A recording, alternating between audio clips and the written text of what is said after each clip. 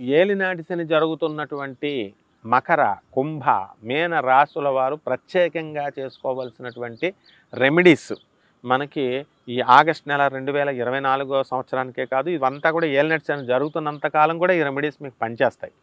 ముందుగా మనకి ఏం చేయాలంటే జమ్మి చెట్టుకి నీళ్లు పోసి జమ్మి చెట్లకి మనము శనివారం 108 ప్రదక్షిణాలు చేయాలి.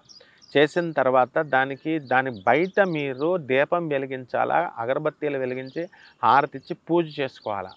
ఆ తర్వాత మీరు చక్కగా మళ్ళీ రావి చెట్టు ప్రదక్షిణాలు మిగతా 6 రోజుల్లో చేయాలి. ఒక శనివారం జమ్మి చెట్టుకు వదిలేస్తే మిగతా 6 రోజులు రావి చెట్టుకు ప్రదక్షిణాలు చేయండి. అలాగే ఈ యొక్క ఈశ్వరుడి మీద మీకు ఖర్చుతో ఏమి ఉండదండి. ఒక చెంబు నీళ్లు తీసుకొని నార్త్ ఇండియన్స్ ఏ విధంగా అయితే చెంగు ఇలా వేసుకొని ఓం నమ శివాయ అనే మంత్రంతో వాళ్ళు అభిషేకం చేస్తారో అటువంటి వాళ్ళంతా కూడా మీరంతా కూడా వాళ్ళలాగా మీరు ఓం నమ శివాయ అనే రెమెడీస్ అభిషేకం చేయండి. ఓం నమస్తే అస్తు భగవన్ విశ్వేశ్వరాయ మహాదేవాయ త్రియంబకాయ త్రిపురాంతకాయ త్రికాగ్ని కాలాయ కాలాగ్ని రుద్రాయ నీలకంఠాయ మృత్యుంజయాయ సర్వేశ్వరాయ సదాశివాయ శ్రీమన్ మహాదేవాయ నమః అని మంత్రం వచ్చినోళ్ళు ఎవరైతే ఉన్నారో వాళ్ళు చేసుకోండి. చమకం వచ్చినోళ్ళు చేసుకోండి. రానటువంటి వాళ్ళు బాధపడాల్సినటువంటి అవసరం లేదు.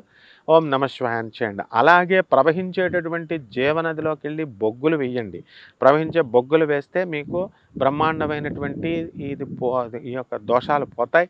అలాగే మీకు దశమహావిద్యల్లో ఒకటైనటువంటి తారామాత కానీ మహాకాళి అమ్మవారి యొక్క హోమాన్ని మీరు మీ ఇళ్లల్లో జపించుకోవాలి. తారా మంత్రాన్ని మీ ఇంట్లో జపించుకోవాలా, హోమాన్ని మీ ఇంట్లో జపించుకోవాలా. ఓం క్రీం క్రీం క్రీం అంటే చాలు. ఓం క్రీం క్రీం క్రీం నమః అని మంత్ర జపం చేసుకోండి. ఈ మంత్ర జపం కోసం మమ్మల్ని సంప్రదించండి. మేము చక్కగా ఈ మంత్రోపదేశం మీకు చేస్తాం గురుముఖత. శుభమస్తు.